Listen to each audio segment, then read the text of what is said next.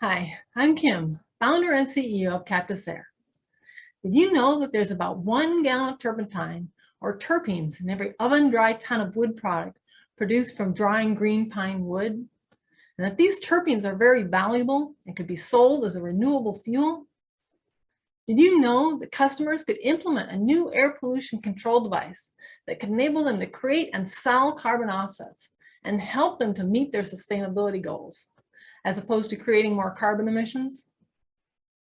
Captis Aire provides an industrial air pollution control technology that can enable customers to sell carbon offsets, sell renewable fuels, and significantly reduce operational costs as they clean the air.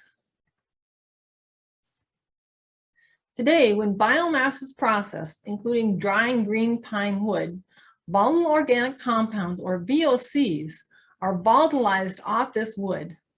And these VOCs must be abated with an air pollution control device. Today, a device called the Regenerative Thermal Oxidizer, or RTO, oxidizes these emissions. In other words, these VOCs are burned, which creates CO2, a greenhouse gas emission. Instead, we could use the fluidized bed concentrator, or FBC, to very efficiently capture over 90% of these VOCs, enabling customers to sell them as renewable fuels and sell carbon offsets. Here's how the technology works. When the air coming out of the dryer is moved across these carbon beads, the carbon beads adsorb them. So just like you probably use carbon or activated carbon in your home to clean your drinking water, activated carbon cleans the air. After the carbon has adsorbed the VOCs, the carbon is then moved to the desorber, where we heat it, which releases the VOCs in vapor form. These vapors are then moved to the condenser and converted to liquids.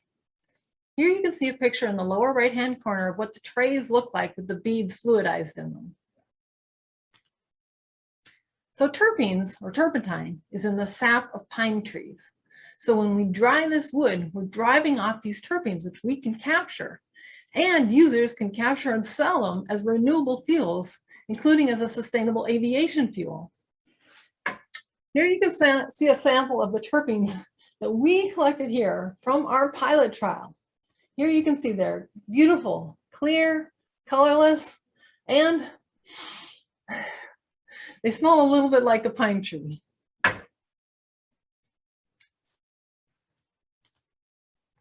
So we can improve the sustainability characteristics of our customers' processes. And by that, I'm talking about manufacturers that use this air pollution control device.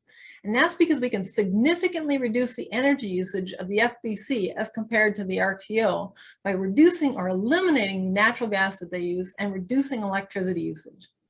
This reduction in energy translates directly into a reduction in CO2 emissions.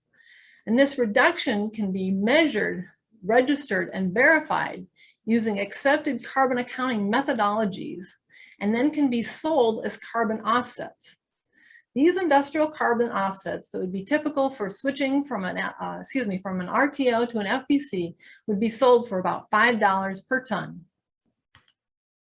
We can also improve the sustainability characteristics of our end users' process, and that's by providing a carbon negative fuel. And the reason that we can do this is we're starting out with a waste. So the gases coming out of the dryer are considered waste and so have zero embodied carbon. We don't have to count any carbon for land use changes or transportation, other biomass pre-processing such as chipping or grinding. We start at zero. Now we do have to use some energy to capture the emissions. But again, as I said, the FBC uses significantly less energy than the RTO, which results in a reduction in energy usage, which is referred to as displaced power. This means we can subtract carbon from zero and thus end up with a carbon negative product. So the great thing about the FBC technology is it's already commercial today in many applications, including automotive painting and electronics manufacturing. The FBC is only new to wood drying, and for that application, Georgia-Pacific Chemical has already filed 2 patent applications, which we continue to defend. The FBC has also already been recognized for excellence in environmental performance. Here you can see that Honda Motors of Alabama was honored as Air Conservationist of the Year when they implemented the FBC, when they increased production. As I said, we ran pilot trials of this technology at a commercial-oriented strand board mill. We ran one in 2017 and another in 2018. At the end of the 2018 trial, we did something called stack testing, which means we measured how much of the VOCs we captured.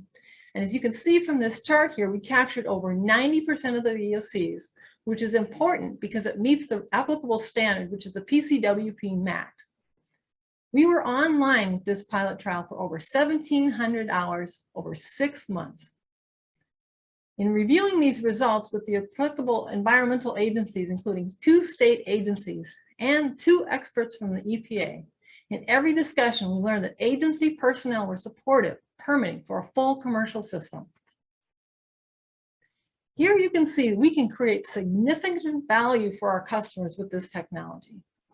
I won't go through these numbers in great detail. I have a YouTube video you can watch if you want to see more. But basically, we can create up to $3 million in value per year per site for our customer by enabling them to sell terpenes, sell carbon offsets, and significantly reduce operational costs. Here you can see our plan to bring this to market.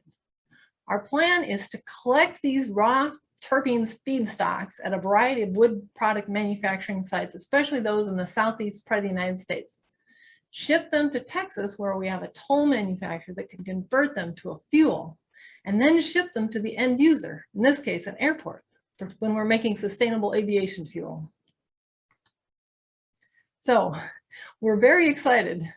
We've identified a new application for our technology in biomass processing, and that's fermentation. So there are a number of companies today working to develop fermentation processes to make very valuable molecules, including olefins, specifically limonene, a terpene, but also aromatics, ketones, alcohols, etc. We're very excited about this potential opportunity because this could greatly enable us to expand the amount of material that could be produced with our technology, in fact, up into the billions of gallons per year. So the way fermentation processes work today, for instance, when they're making limonene, is they produce limonene by fermentation, but then they have to use solvents, specifically dodecane, to separate the limonene from the process. Then they have to distill this mixture to separate the limonene from the dodecane. We could instead use the FBC to directly capture this limonene. This would enable us to eliminate the use of solvents, eliminate this distillation process, and also to enhance the capture efficiency of the limonene. Here you can see a roadmap of where we've been and where we're going. As I said, we've already run a successful pilot trial at a commercial-oriented strand board mill where we collected terpenes and demonstrated good emissions compliance. And we've gotten good traction in industry, as evidenced by multiple manufacturers expressing interest in the technology, and also by our successful efforts to pre-qualify the turpentine or terpenes as a fuel. Right now, we're applying to the Department of Energy for $1 million, with which we would run the same pilot unit again to demonstrate emissions compliance, to gather more turpentine, and then also do further evaluation of this turpentine, as well as do planning and preparation for a larger phase 2 scale-up. Then, if we win the $5 million for phase 2, we would run a larger system, which would enable us to capture 50,000 gallons per year of turpentine, demonstrate air emissions compliance, and qualify the fuel. From there, we could implement this technology at over 50 manufacturing sites.